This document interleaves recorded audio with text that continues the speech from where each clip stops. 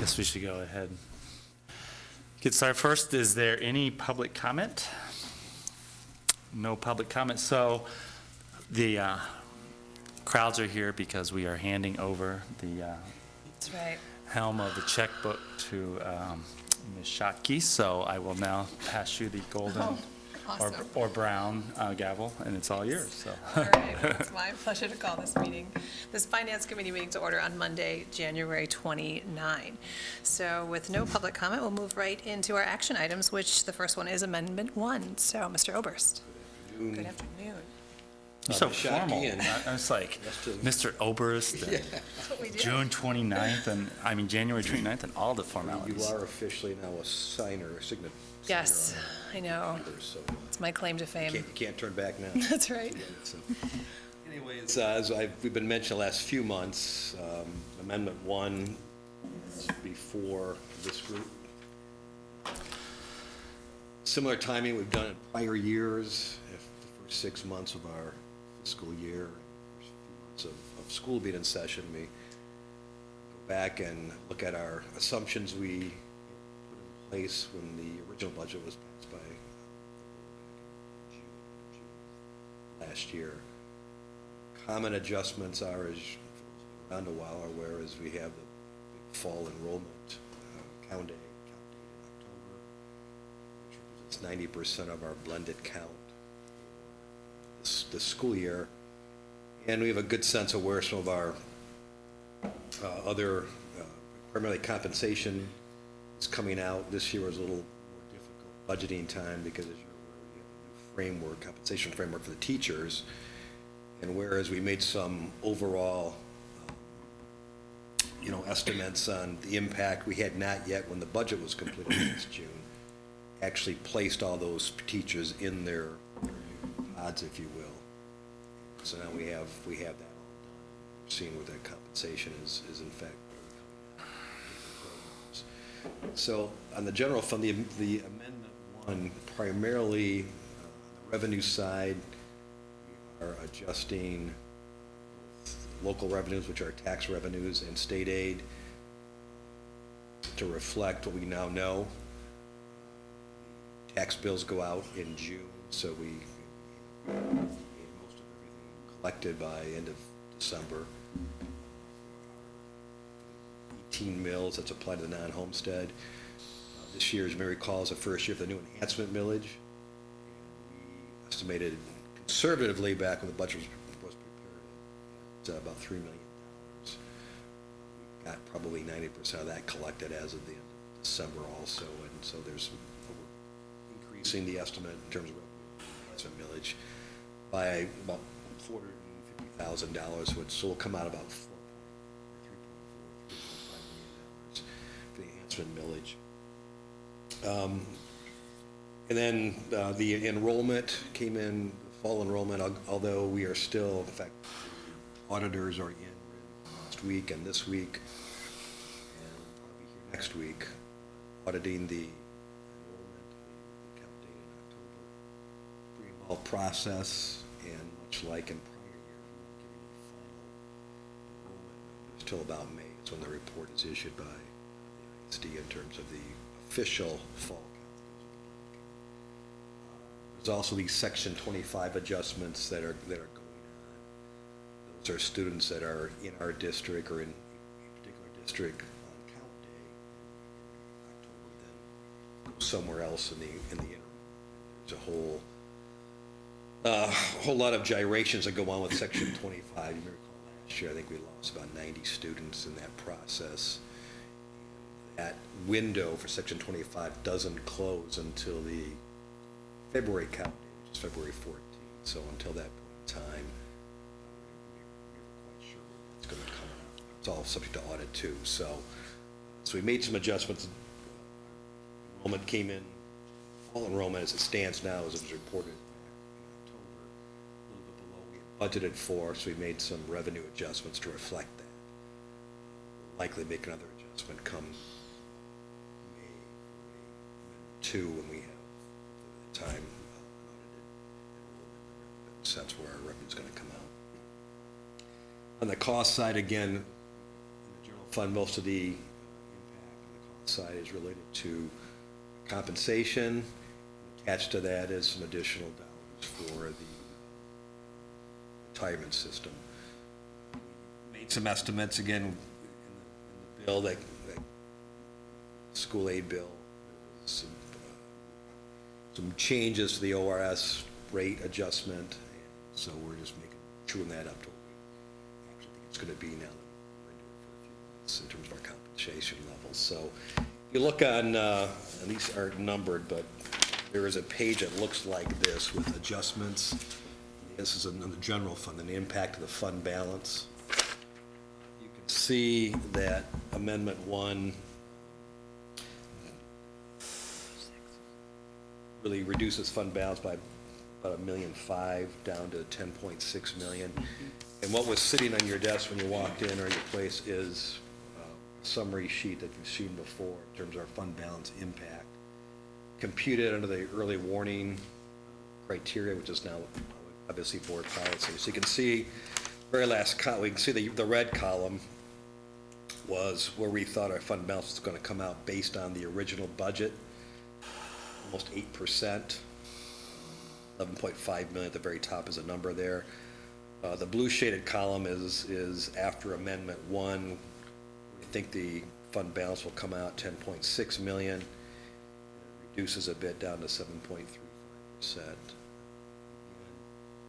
Sufficiently above our minimum of 5%. As we mentioned before, we're still working diligently the remainder of the year to try to cut costs where we can.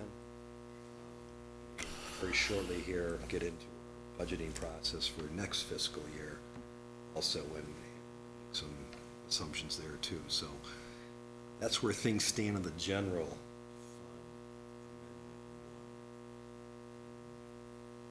Special revenue. Questions from committee members? Can you help me recall what the fall enrollment is and what we projected it to be? The fall enrollment came in at about 16,790, something in that area. We had projected, well, we had used for budgeting purposes, about 16,900.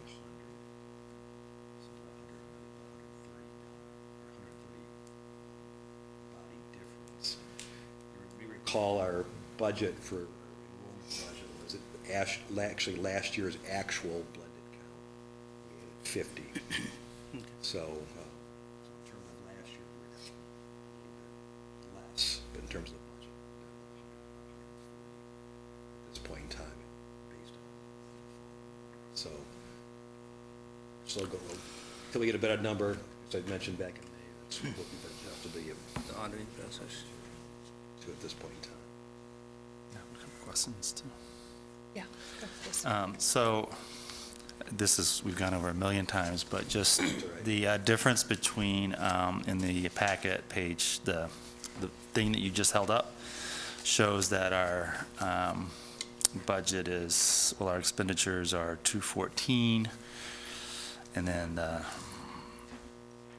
actually, maybe I should say revenue. The difference between the sheet, which has the 144,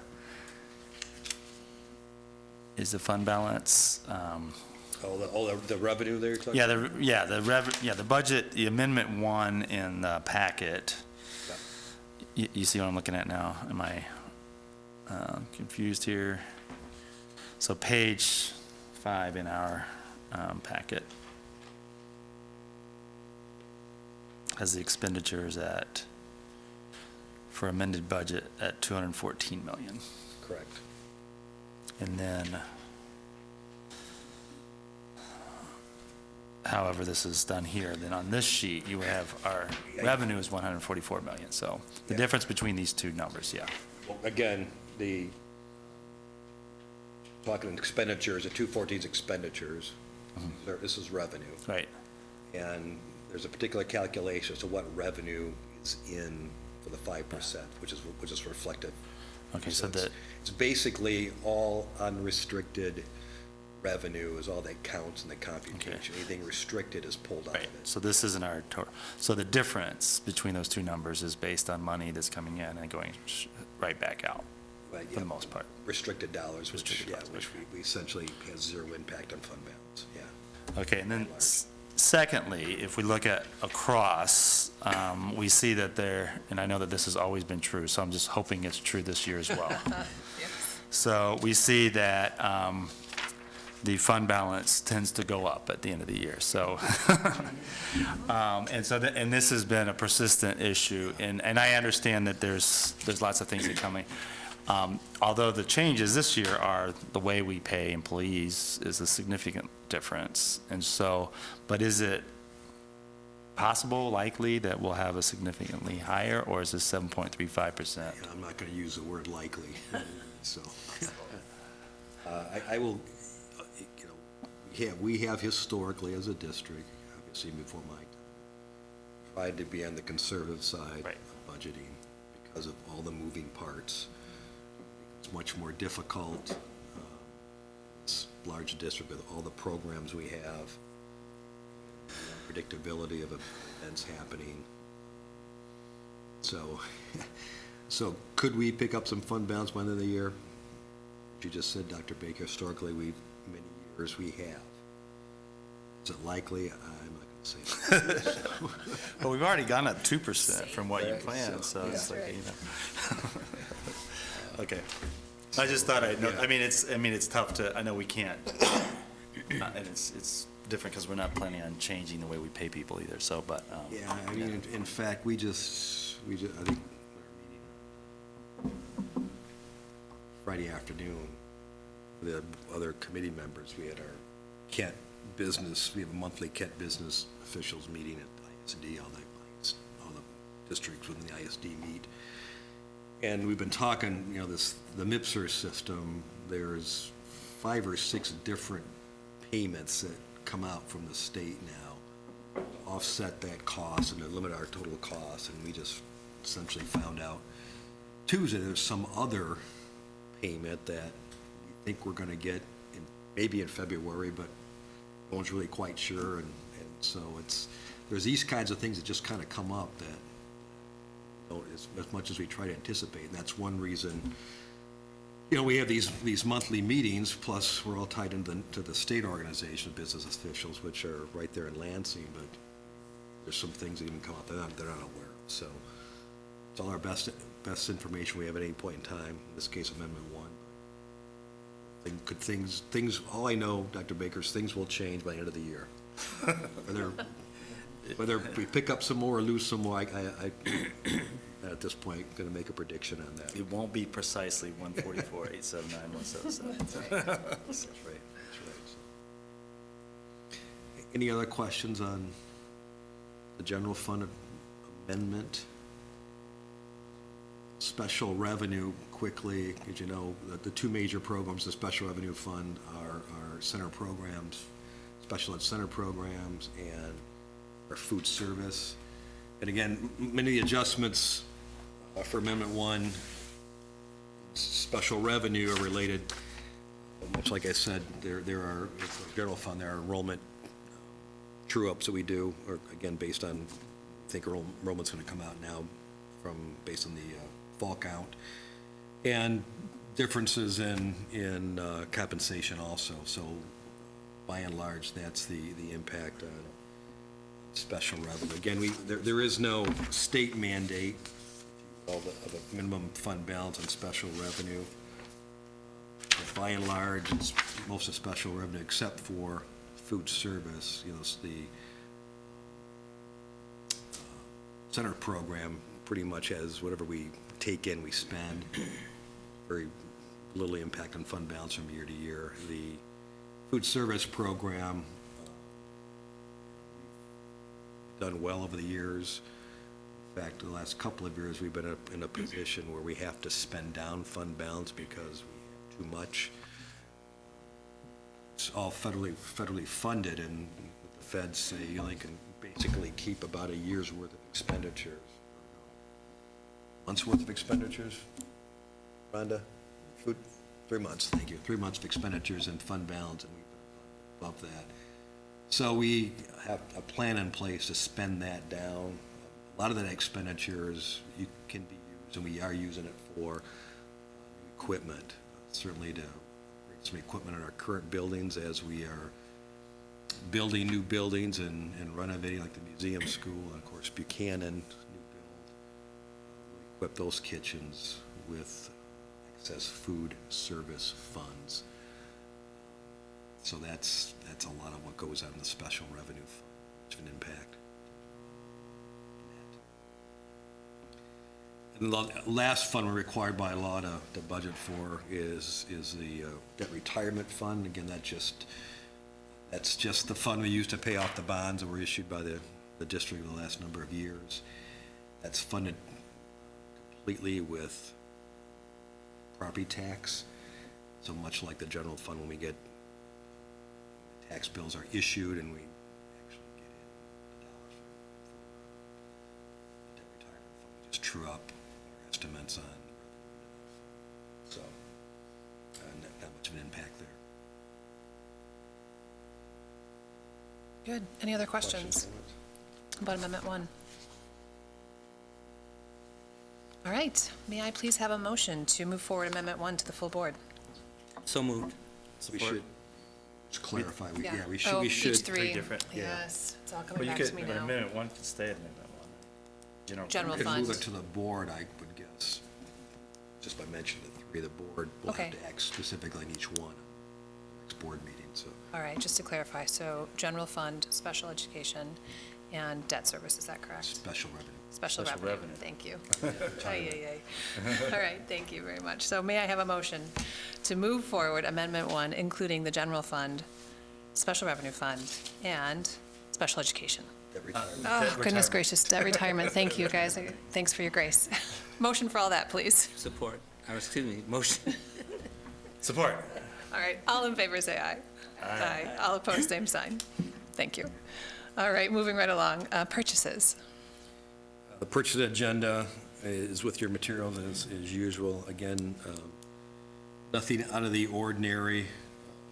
Some additional funding for programs funded by Steelcase, Richard Lemons, and leadership training. A couple things for bond projects, Buchanan furniture, and the construction management contract for the 6 buildings and air conditioners. Parallel the How did it align with budget? Did they come in over, under, in line with the budget figures for those renovations, the bid? This is the construction manager. Oh. Professional service Right, for construction management. okay, Good. And it's in line. in line with what we expected. Acceptable percentage. Very good. Good. Any other questions about the purchasing agenda? All right, may I have a motion to move forward purchases to the full board? So moved. All right, all in favor, say aye. Aye. All opposed, same sign.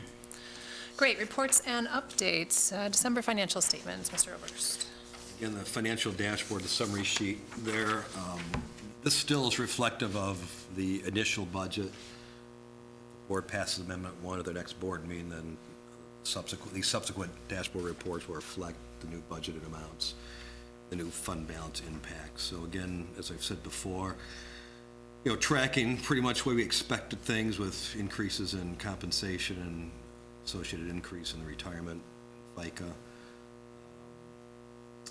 We've spent, on the bottom of that, where we have some of the capital expenditures, we've spent almost $22.5 million of the bond funds. Again, as we're aware of all these new things coming on, we'll see a lot of that go up very quickly here over the next 9 months, in particular. Museum, high school, and air conditioning we just talked about.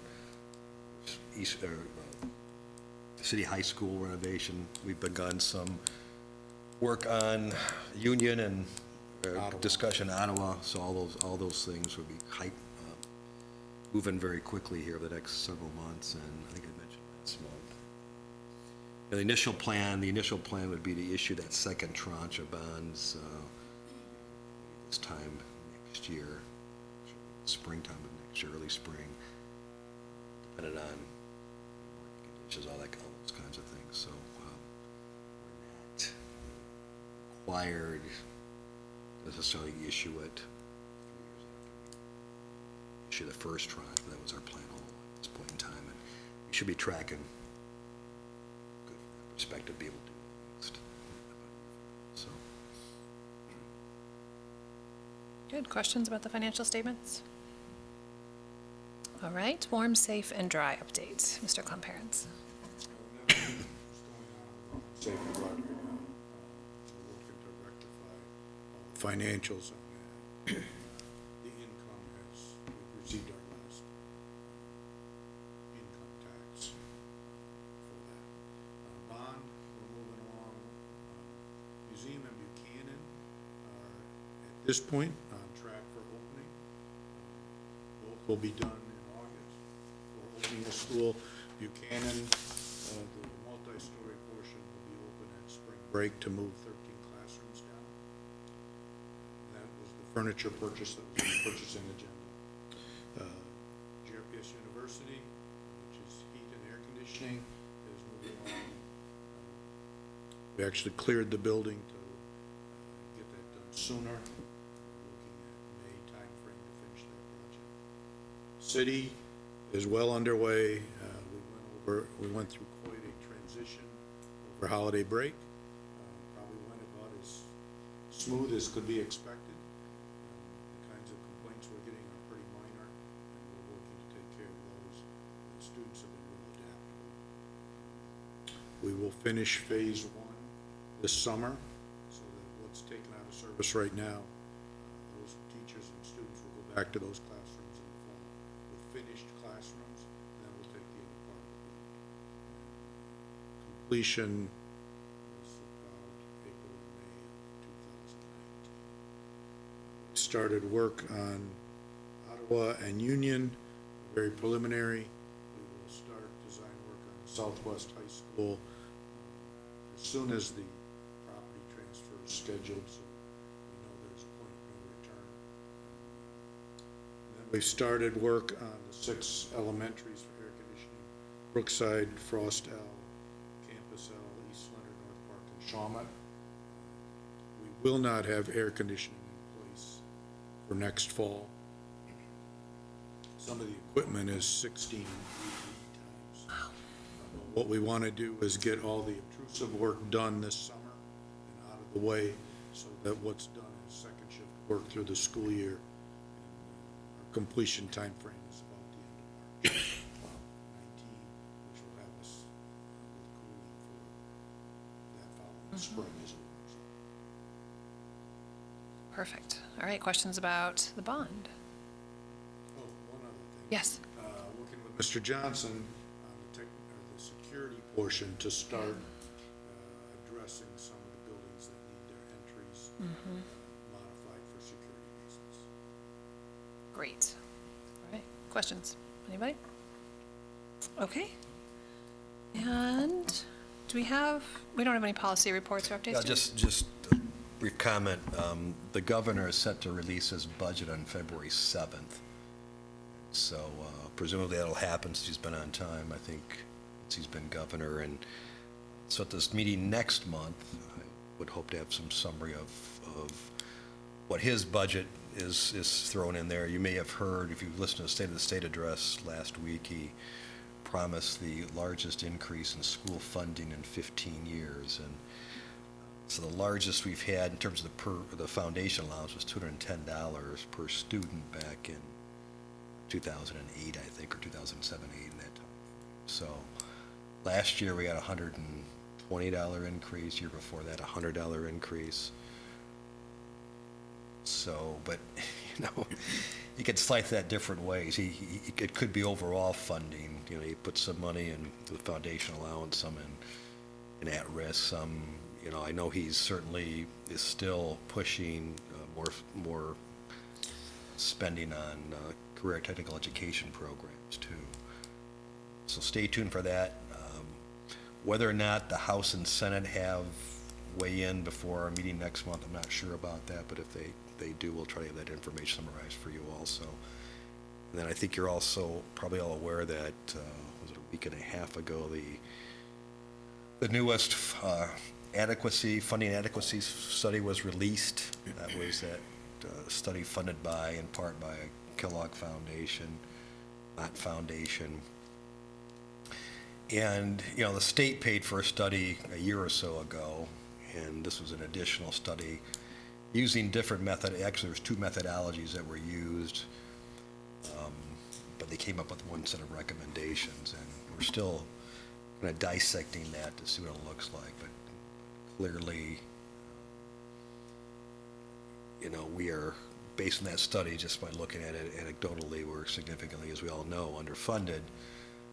The big question is what happens now. They've got two studies that show we need more money in education, but whether anything happens significantly remains to be seen.